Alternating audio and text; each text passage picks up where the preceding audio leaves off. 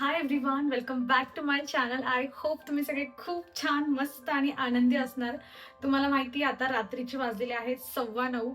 उद्या सॅटर्डे आहे, म्हणून पियाला निवांत मी टीव्ही बघायला दिली आहे. आणि मी खरंच सांगते, मी सकाळपासून विचार करत होती की आपण व्हिडिओला सुरुवात करूया, काही ना काही शेअर करूया. पण मला मागच्या 2 दिवसापासून आणि आजचा एक दिवस 3 दिवसापासून मी इतकी कंटिन्युअस व्हिडिओच्या मागे लागली ना, म्हणजे खूप जास्त प्रमोशन नाहीये, मोजण्या इतके 2-3 प्रमोशन आहेत, पण त्यातले 2 एवढे डोक्यावरचे होते. म्हणजे मला असं झालं होतं की लास्ट मोमेंटला की जा बाबा, हे तुम्ही तुमचे प्रोडक्ट आहेत, मी पैसे देऊन देते तुम्हाला, काय ते 200-300 रुपये आहेत ते घेऊन घ्या माझ्याकडून, पण मला मोकळं करा. म्हणजे एक तर प्रमोशन असं होतं माझं की मी त्याच्यासाठी किती आता 11व्यांदा फायनली तो व्हिडिओ एडिट केला आणि प्रत्येक एडिटिंगमध्ये काही ना काही चेंजेस देत होते. 4 ते 5 वेळा तर मला वेगवेगळं शूट देखील करावं लागलं. 11व्या वेळा तो फायनली तो व्हिडिओ जो आहे तो त्यांनी अप्रूव्ह केला आणि तो आता जो आहे तो लाईव्ह जाणार आहे. म्हणजे मला असं झालं होतं ना की असं एकदम अंत बघतात ना, मला असं वाटलं होतं की ह्या लोकांना बोलून टाकावं की तुम्ही अंत बघतायत फक्त माझा, बंद करा हे तुमचं, मला नको तुमचं प्रमोशन, तुमचे पैसे पण घ्या, तुमचं प्रोडक्ट पण घ्या आणि सगळं जे असेल ते मला नका देऊ याच्या पुढे तुम्ही. म्हणजे इतकं मला वैताग आला होता. त्यातल्या त्यात आता उन्हाळ्यात एवढं गरम होतंय, म्हणजे नॉर्मल जर आपल्याला व्हॉइस ओव्हर वगैरे करायचा असेल, आवाज द्यायचा असेल, मी फॅन वगैरे सगळं बंद ठेवलेलं असतं, खिडक्या वगैरे सगळं बंद ठेवलेलं असतं. एका कोपऱ्यात बसून मी तो आवाज देत असते आणि मग तिथेच आपण बसलेलो असतो की लगेच एडिटिंगला पण आपण लागतो. म्हणजे मी एक एक दीड तास इकडे बेडरूममध्ये येऊन बसलेली असते आणि ते एडिटिंग करत बसते आणि एकदम घामाघूम झालेली असते मी. म्हणजे मला एवढा त्रास जो होता ना होत होता आणि मी सकाळी पण विचार करत होते की चला तुमच्यासोबत काहीतरी शेअर करू, पण करू करू म्हणता म्हणता दुपार झाली आणि नंतर मी तर बॅक टू बॅक माझं फक्त ते 1-2 व्हिडिओ मागे मी लागलेली होती. आणि आता मला असं झालं होतं, आता पण उद्यासाठी मला काम करून ठेवायचंय, पण मी मेंटली एवढी दमून गेली होती, म्हटलं नाही आता मला करायचंच नाही, जे होईल ते होईल, मी उद्या बघून गेलं असं. आणि तेवढ्यात जरा इंस्टाग्राम स्क्रोल करायला लागली, एक रील आली, त्यामध्ये असं लिहिलेलं होतं. ऍक्च्युली मी तुम्हाला रीड करून दाखवली असती ती, पण ती ह्याच मोबाईलमध्ये मी पाहत होती ज्याच्यात मी शूट करते. तर त्यामध्ये असं होतं की तुम्ही लकी आहात जर तुम्हाला काम मिळतंय. तुम्ही तुमचे ते दिवस आठवा जेव्हा तुमच्याकडे काम नव्हतं, तुम्ही किती तेव्हा म्हणजे एकदम रिकाम टेकडे होते. आणि जरी तुम्हाला तो आनंदी तो दिवस वाटायचा तुमचा की अरे वा किती छान लाईफ होती, आणि अक्षरशः मी आज सकाळपासून माझं ना असं चाललं होतं मनातल्या मनात बोलणं की किती छान लाईफ होती माझी, मस्त काही टेन्शन नाही. जरी एखादी छोटी मोठी वस्तू पाहिजे, पियाच्या पप्पांकडे हट्ट करायचं, नाही तेव्हा तर लगेच मला देऊन पण द्यायची की ठीक आहे चल तुला घ्यायचंय तर घे. मी कशाला उगाच हे यूट्यूब करायला घेतलं. आणि मला किती एक्साइटमेंट होती की मला प्रमोशन यायला पाहिजे. पण तेव्हा मला माहित नव्हतं की हे प्रमोशन फक्त 2 पैसे नाही, एखादं प्रोडक्ट नाही, तर आपला जीव पण त्याच्यासोबत घेत असतात. आणि मी कंटिन्युअसली दुपारपासून विचार करते की मी खरंच चुकीचं डिसिजन घेतलं का, माझी लाईफ इतकी छान होती, मस्त. काय ग, नाही तर तुमचे हाल होते. ॲक्च्युली झालं असं की मी तिकडे बोलते आणि मला खूप जोराचा आवाज आला. आता तो आवाज असा होता की कन्फर्म होत नव्हतं, एकदम घाबरल्याचा आवाज, की तो पियाचा आहे की दुसरं कुठल्याचं आहे, ते एखाद्या मुलाने किंवा मुलीने आवाज काढलाय असं. मी डबल आवाज दिला, पिया काय झालं. पिया पिया खात होती, काय खात होती, मला खोबरं खात होती पिया, कोकोनट छान. केव्हापासून खाते, तिला सांगितलं की तू खाणं पिया लवकर खायचं, ते बारीक बारीक बारीक चालू होतं, ते सगळं गळ्यात ते खाल्लेलं अटकलेलं असेल आणि त्याच्यात तिने तो आवाज दिला मम्मी. आणि छिपकली कुठे होती, पिया इथे बसली आहे मस्त टीव्ही बघते सोफ्यावरून, आणि ते बघा ते हालताना दिसलं तिला, मी तिथं बघितलं मग तिथं मला चिपकली दिसली. तो जो स्विच बोर्ड आहे ना, म्हणजे अंतर किती कमी आहे, स्विच बोर्डच्या वर छिपकली होती. आणि जी पियाला पाहिली अशी घाबरली, रडायला सुरुवात करून दिली. तिच्या पप्पांना तर समजलं पण नाही की ही का ओरडते असं, ते संताप आले की काय झालं तुला, कारण त्याची मीटिंग वगैरे काहीतरी चालली आहे. आणि मला कळलं की नाही, तिचा तो आवाज होता ना त्यावरून समजलं की काहीतरी आहे, कारण बाल्कनीचा दरवाजा जो ओपन ठेवला ना, तर बऱ्याच वेळा बाल्कनीत असली की मग ती येऊन जाते. एकदा पण आलेली, एकदा असंच आम्ही दरवाजा म्हणून कुठेतरी बाहेर गेलो रात्रीच्या टायमाला आणि इथं चिपकली होती. आम्ही मुंबईला असताना तर खूप वेळा व्हायचं, कारण तिथे खूपच अशी पाली खूप राहायचे तिथे. मला बऱ्याच वेळा कमेंट येते की तुमच्या बाल्कनीमध्ये पाल वगैरे येत नाही का, म्हणजे येते. आता बघा हिला बाहेर काढलंय ना, आता 8-15 दिवस एकही दिसणार नाही. मग ती एखादी आली ना, मग ती 2-4 दिवस फिरते, मग काहीतरी आपलं लक्ष गेलं की आम्ही तिला हकलवून लावतो बाहेर. आणि मग ती दुसऱ्या कुठल्या तरी फ्लोअरला जाऊन राहत असेल अशा पद्धतीने. सो जास्त तर येत नाही, पण 1-2 असतात, कारण लपायला जागा असते, आपण लाईट वगैरे लावतो, मग ते बारीक बारीक किडे वगैरे खाण्यासाठी येतात. पण आज पिया जे काही घाबरली आहे ना, म्हणजे विचारूच नका. जो आवाज आला होता ना तिचा, असं फाटलेला आवाज असतो ना, स्पीकर कसा एकदम खराब झाल्यावर आवाज येतो तसा आवाज होता पियाचा. मी चिपकली पाहिली, मी पाहिली. नाही तसं नाही, असं नाही, त्याच्यानंतरची रिॲक्शन कशी होती, तिने ते तोंडातलं खोबरं गिळलं पण नाही. तिला मम्मा टिश्यू पेपर टिश्यू पेपरवर टाकलं तिने का आधी, आणि चढली कुठे माहिती, इथून उठली जसं आम्ही आलो इथे, उठून डायरेक्ट किचन ओट्यावर. मला तिथे व्हिडिओ करायचा होता, पण आधी चिपकली बघायची होती ती पाल किती सोफ्याच्या खाली गेली आहे की काय. पण ती लकीली पियाला घाबरून ती डायरेक्ट बाल्कनीमध्ये वर गेली होती. जर इथे गेली असती ना सोफ्याच्या खाली, आमचे अजून रात्री हाल झाले असते तिला बाहेर काढण्यासाठी. बघा, काहीतरी नवीन घडला. मी व्हिडिओला सुरुवात केली आणि फर्स्ट टाइम इतक्या जवळ होती माझ्या चिपकली. फर्स्ट टाइम पियाने एवढ्या जवळून चिपकली पाहिली आहे.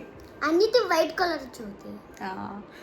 ती तिथे वर दिसल्यावर पियाचे पप्पा तिला विचारतात, पिया हीच होती का ग, म्हणजे दुसरी असेल तर शोधायला. बरं, ही कसं एक्सप्लेन कसं करते, ती व्हाईट आहे का ती व्हाईट असेल तर मग ती तीच आहे असं.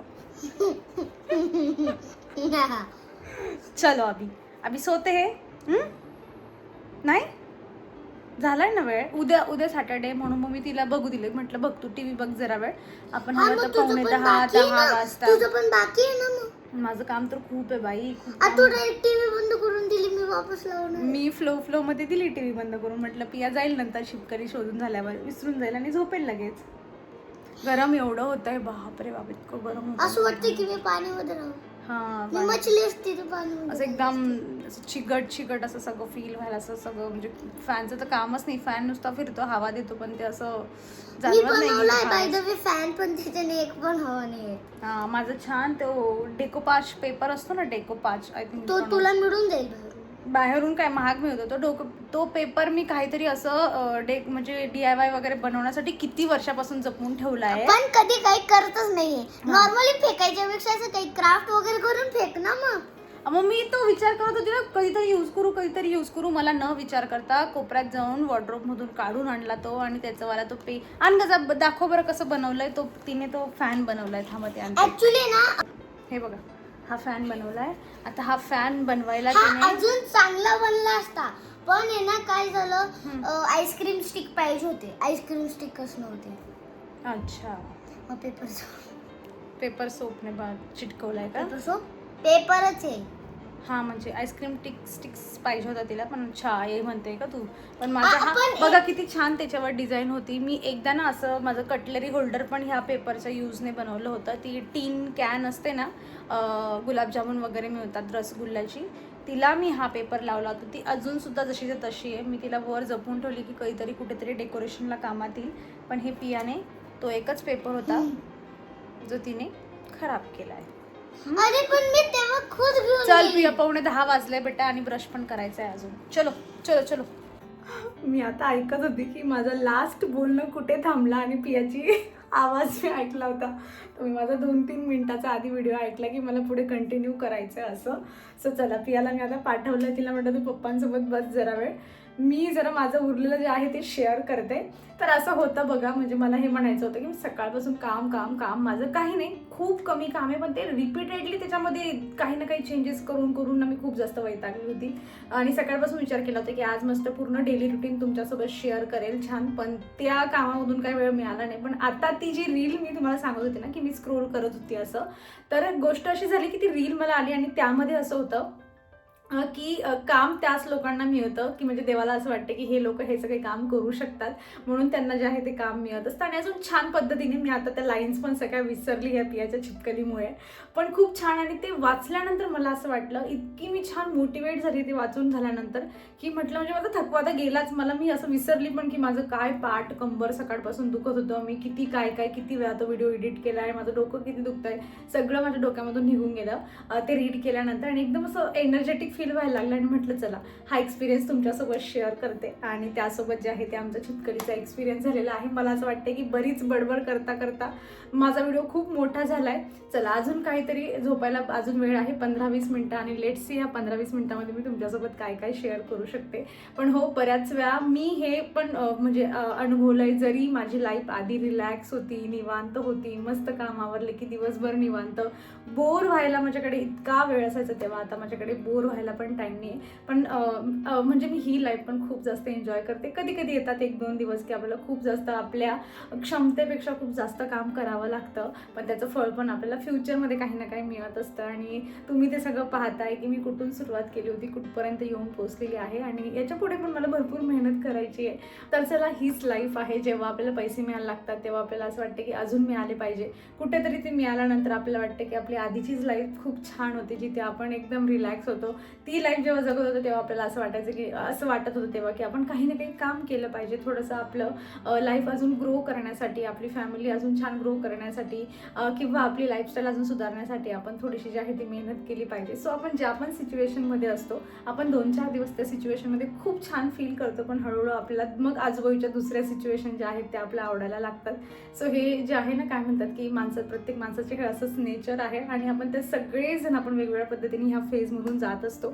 आजचा दिवस होता जो दिवसभर मी हे ओझं डोक्यात घेऊन फिरत होती. बस ती एक रील आली, त्या 4 लाईन मी रीड केल्या आणि एकदम छान मला मस्त फ्रेश वाटतंय. म्हणजे अजून पण मी दिवसभरातली सगळी कामं करून गेली ना, एवढं छान फ्रेश वाटतंय.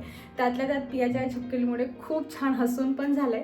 आता काय काय आहे झोपण्यापूर्वी हा व्हिडिओ मी उद्या म्हणजे नाईट आणि मॉर्निंग अशी रुटीन तुमच्यासोबत शेअर करणार होती, पण एवढी बडबड करून झाली आमची. बऱ्याच वेळा तुमच्यासोबत शेअर करायचं असतं की भांडे डिशवॉशरमध्ये साफ कसे होतात. आता मला हे सगळे रचायचे होते, म्हटलं चला तत्पूर्वी तुम्हाला दाखवूया. हे मिक्सरच्या भांड्यामध्ये नेहमी वरच्या साईडला जरा पाणी राहून जातं माझं, कारण त्यात जागा असते. हे पहा, मी खूप जास्त खरगटे भांडे ठेवत नाही, म्हणजे जनरली थोडे व्यवस्थित क्लीन करून ठेवते. म्हणजे त्यातलं काही खरगटं जास्तच खूप असं करपलेलं वगैरे असेल तर ते भांडं ठेवत नाही मी. पण आता ही पातेली माझी म्हणजे सकाळपासून याच्यामध्ये ना तांदूळाचं म्हणजे आपण वॉश करून ठेवतो ना, मग ते तसंच ठेवलं आहे आपण, तर त्याला कसं पूर्ण तांदूळाचं पूर्ण व्हाईट होऊन जातं. तशी ही पातेली माझी झाली होती आणि तुम्ही पाहू शकतात क्लीन झाली आहे. त्यानंतर ही पण अशीच काहीतरी होती दुधाची वगैरे, थोडंसं मी यावर फक्त असं हात मारून घेतला होता आणि ही ठेवली. सो असे जे आहेत ते भांडे निघून जातात. प्लेट्स दाखवते मी तुम्हाला. हे पहा, प्लेट्स पण क्लीन होऊन जातात. मी एवढं नोटीस केलं आहे की तुम्ही जेवढे छान मोकळे चोकडे भांडे ठेवताय ना, तर तेवढे भांडे तुमचे छान निघतात. जास्त गजगज करून ठेवलं ना की मग निघत नाही. आता काय दाखवू तुम्हाला, मी हे आज याच्यातून भांडं ठेवलं होतं, काय म्हणतात आपला मसाल्याचा डब्बा ठेवला होता आणि बऱ्यापैकी खराब होता तो आतून. तरी पण तुम्ही पाहू शकतात मी काहीच नाही, फक्त त्यामध्ये तिखट वगैरे पडलं होतं ना, थोडं पाण्यातून काढलं असं आणि ठेवून दिलं फास्ट, तरी छान क्लीन झालं आहे. तर अशी यामध्ये भांडे क्लीन होतात, पण थोडंसं जे आहे ते आपल्याला पाण्यातून काढून वगैरे ठेवावे लागतं.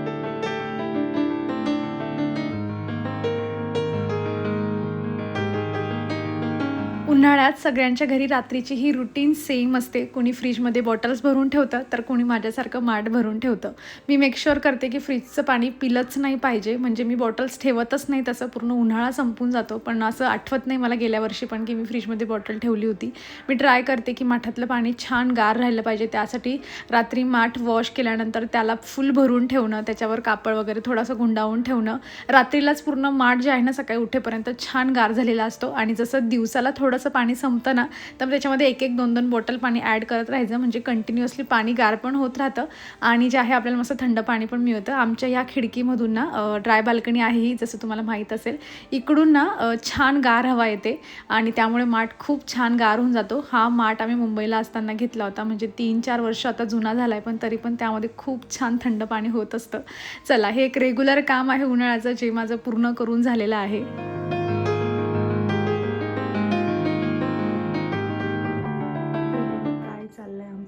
हे कालपासून सुरुवात केली आहे नवीन.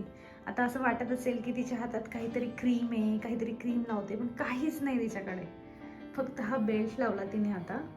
ठीक आहे, इकडे बघा मॅडम, जरा उलटा लावलाय, हे खाली लावलंय. त्याचं मेन होतं ते खाली लावलंय आणि फक्त असं हातात काहीतरी क्रीम घ्यायची ॲक्टिंग करते. आणि ते चायनीज लोक नाही का, हे बघा कशी फेस मसाज चालली, जरा आम्हाला पण बघू दे ना. हा कर आता. हे असं करते रोज रात्री. आणि मी माझी इतकी चिडचिड होते, आज तरी ठीक आहे की उद्या सुट्टी आहे, पण रोज एवढी चिडचिड होते, पिया स्कूलला जायचंय, पिया काय चाललंय तुझं, आणि रोज अशी मसाज करते. तर 1-2 स्टेप दाखव पटपट.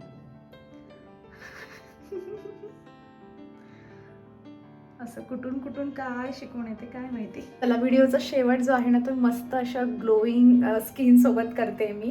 म्हणजे मला मागे पण 2-4 वेळा अशा रॅन्डमली कमेंट्स आल्या होत्या की तुझी स्किन पहिल्यापेक्षा खूप छान दिसायला लागली. आता ऑफकोर्स इथे लाईट वगैरे प्रकाश खूप छान आहे म्हणून जरा ब्राईट स्किन दिसते. पण मी हे काही म्हणजे ना आता काही महिन्यापासून हे अनुभवलं, जेव्हापासून मी स्किन केअरकडे थोडंसं जे आहे ते लक्ष द्यायला लागले आणि कन्सिस्टंट आहे, त्यामुळे मला माझ्या स्किनवर जे आहे ते मला रिझल्ट त्याचा दिसतोय. नको ना, तो रिझल्ट जो आहे ना तर तो मला दिसतोय. म्हणजे मी जेव्हा सिरम नवीन घेतलं होतं, तुम्हाला तुमच्यासोबत शेअर केलं होतं, मला ओपन पोर्स पण व्हायला लागले होते कारण मी त्यानंतर मॉइश्चरायझर वगैरे यूज करत नव्हती. सो त्याच्यानंतर ते ओपन पोर्स पण माझे 90% जे आहेत ना ते कमी झाले. मी प्रॉपर जे आहे ते मॉइश्चराईज ठेवते स्किनला. त्यानंतर पिया नको ना बाळा.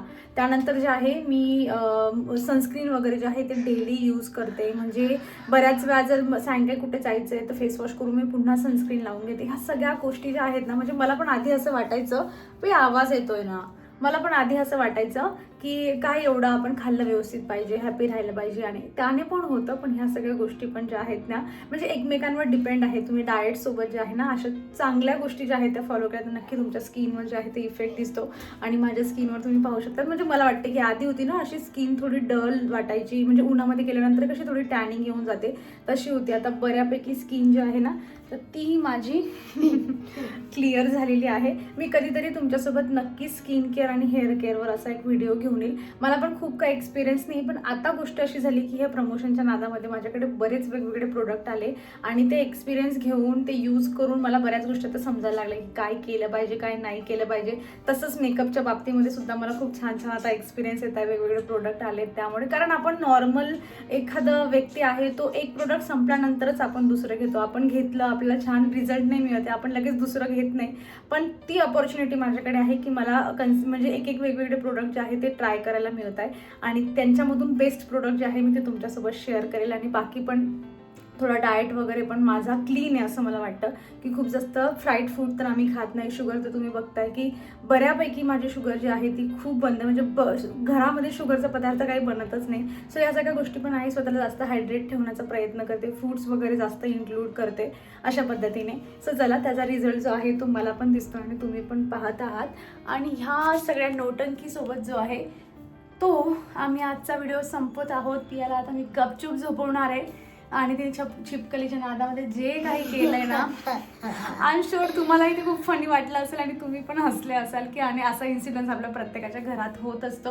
सो नौटंकीसोबत मी माझा व्हिडिओ संपवते आणि तुम्ही एन्जॉय केलेला असेल. आजचा हा क्विकली 1.5-2 तासामध्ये रेकॉर्ड केलेला व्हिडिओ आहे. फक्त काहीतरी वेगळं पाहून तुम्ही पण एन्जॉय केलेलं असेल आय होप. सो व्हिडिओ आवडला असेल तुम्हाला तर नक्की लाईक करा, हाईप करा, कसा वाटला कमेंटमधून सांगा.